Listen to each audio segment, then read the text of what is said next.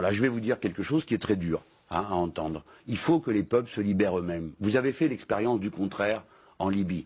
Vous avez fait, avant la Libye, vous avez fait l'expérience du contraire en Irak. D'accord? On vous a expliqué la guerre juste, les armes de destruction massive et tous ces trucs bidons.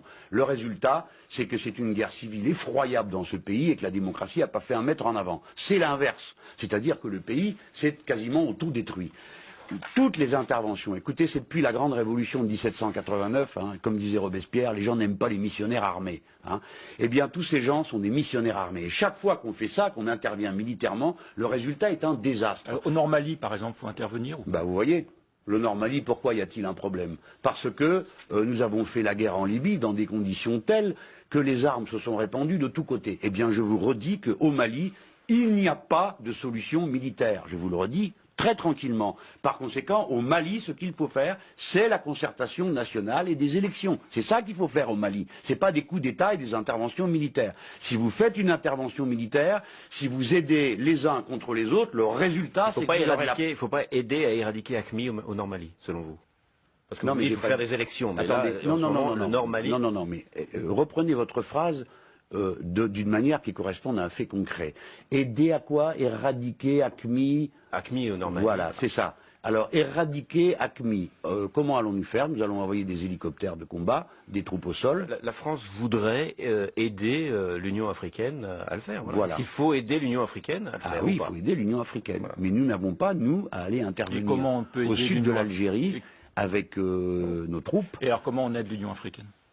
Pardon? Comment on aide la CEDEAO? Comment on aide l'Union africaine? La CEDEAO, c'est une brillante institution qui respire la démocratie, la franchise et le respect des droits de l'homme, mérite d'être aidée en effet.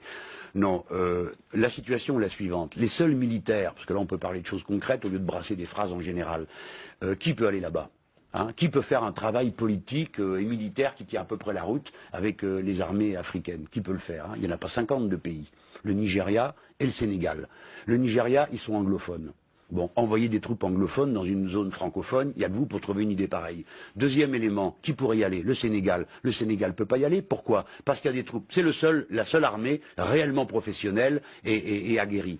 Que peut-elle faire? Que peut faire? Il ne peut pas parce qu'il y a les soldats de l'ONU au Sénégal sur la question de la Casamance, alors que les Sénégalais sont nos frères et ne mériteraient pas tout ça. Mais bref, c'est eux qui ont demandé à être aidés pour résoudre le problème de la Casamance. Comme quoi, vous voyez qu'en Afrique, on est aussi capable d'avoir des positions ouvertes. Donc voilà, qui voulez-vous envoyer? Qui va-t-on envoyer là-bas? Hein? Allons. Il faut être sérieux un peu. Si c'est pour organiser une mêlée au nord du Mali, qui contamine toute la région, qui distribue des armes de tous les côtés, et qu'à la fin, nous, Français, on se retrouve englués jusqu'aux essieux dans quelque chose qui, par définition, sera ingérable, ce serait une erreur totale. En Afrique, il faut faire de la politique. Et chaque fois que nous avons fait autre chose, nous sommes allés à un désastre. Regardez ce que nous avons fait en Côte d'Ivoire. Hein, vous étiez tous à faire des sauts périlleux arrière, la démocratie, les droits de l'homme, c'était Gbagbo, l'abominable homme des neiges.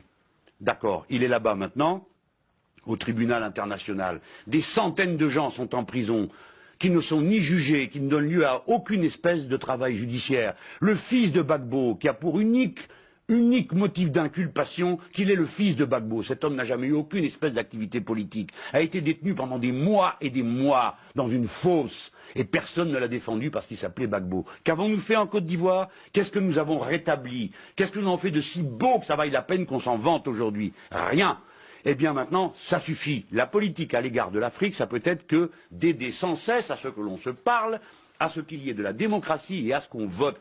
Les Maliens, je vous le rappelle, ont été parmi les plus brillants après le grand discours de François Mitterrand à la Baule, quand partout on a commencé à établir la démocratie et le multipartidarisme.